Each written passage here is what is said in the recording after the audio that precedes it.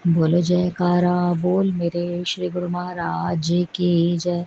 35 प्रकाश सारवाणी पाठ दिन 18वां।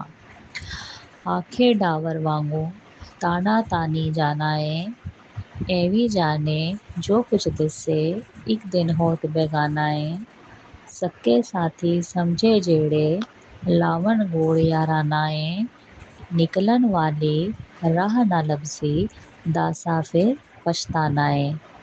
इस अक्षर द्वारा यह उपदेश किया है कि जैसे एक डावर नाम का जीव होता है जो बिच्छू के समान होता है, आकार तो उसका बहुत छोटा सा है, पर स्वाभाविक ही उसके अंदर ना जाने कितना ताना तना हुआ होता है। उसकी यह आदत है कि किसी वृक्ष या मकान के कोने या छत पर वह अपना घर बनाता है और मुख से एक बारीक सी तार उत्पन्न करके ऊपर नीचे इधर उधर चक्कर लगाता जाता है।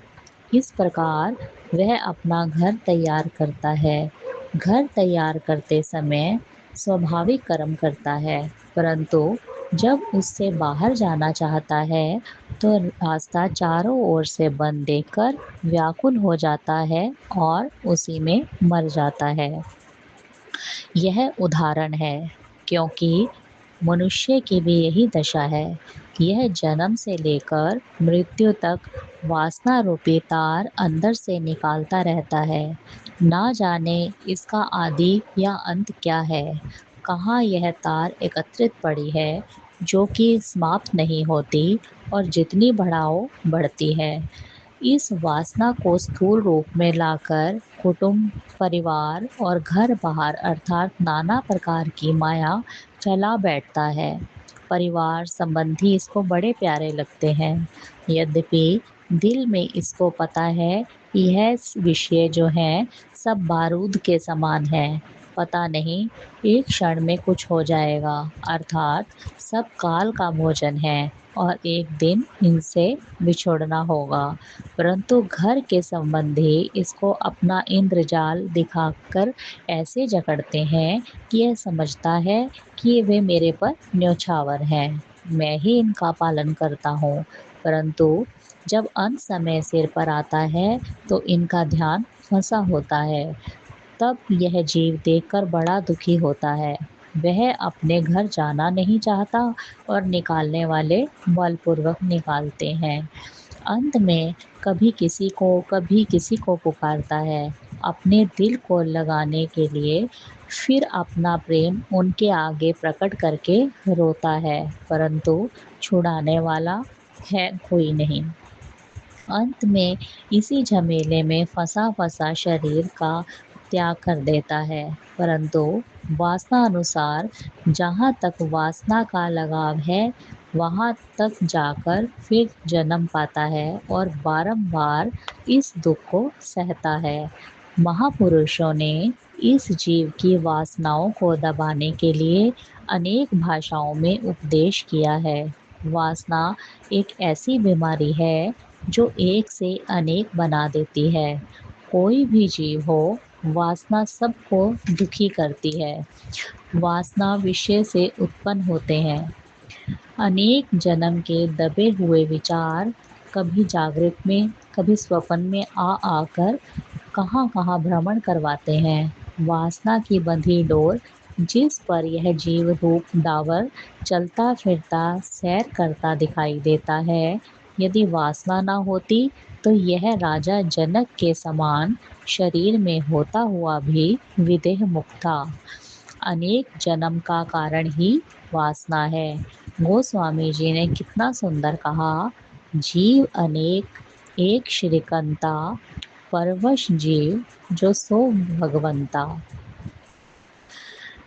अनेक संकल्प विकल्प उत्पन्न करने वाले का नाम जीव है। अर्थात जीव उसे कहते हैं जो अनेक संकल्प विकल्प के अधीन हो।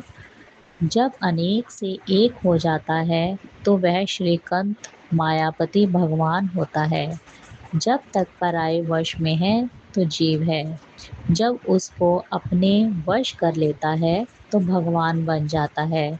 सागर से बिछड़ा हुआ जल छोटे छोटे भागों में गंदा कहलाता है, जब उसी बिछड़े हुए जल को सागर की लहर उछलकर अपने साथ ले जाकर सागर में लीन कर लेती है तो वही जल सागर रूप हो जाता है। इसलिए महापुरुषों ने वासना रूपी डोरी को शब्द सुरत की साधना द्वारा समेटकर अपने में लीन कर लेने को कहा है, वरन दुख से जान कभी नहीं छूटेगी। जग दुखिया रहंदा जी, जो आशा तृष्णा नहीं छोड़दा। तृष्णा अग्नि अंदर जलदा, चैन मुल ना पांदा। एक पैसा जे हासिल होवे, लख लख शुक्र मनांदा। ਇਹ ਸੰਗ ਹੈ ਦੁਨੀਆ ਦਾ, ਭਾਵੇਂ ਮਾਲਿਕ ਲੱਖ ਕਰੋੜ ਦਾ। ਜਗ ਦੁਖੀਆ ਰਹਿੰਦਾ ਜੀ, ਜੋ ਆਸ਼ਾ ਤ੍ਰਿਸ਼ਨਾ ਨਹੀਂ ਛੋੜਦਾ। ਇੱਕ ਲੱਖ ਪੁੱਤ ਸਵਾ ਲੱਖ ਨਾਤੇ, ਰਾਵਣ ਜੈਸਾ ਹੋਏ। ਪਰ ਸੁਖ ਦਿਲ ਭਰ ਨਜ਼ਰ ਨਾ ਆਇਆ, ਤਲੀਆਂ ਮਲ ਮਲ ਰੋਏ। ਇਹ ਸਭ ਜਗ ਜਾਣੇ ਜੀ, ਫਿਰ ਕਾਲ ਹੀ ਤੋੜ ਮਰੋੜਦਾ।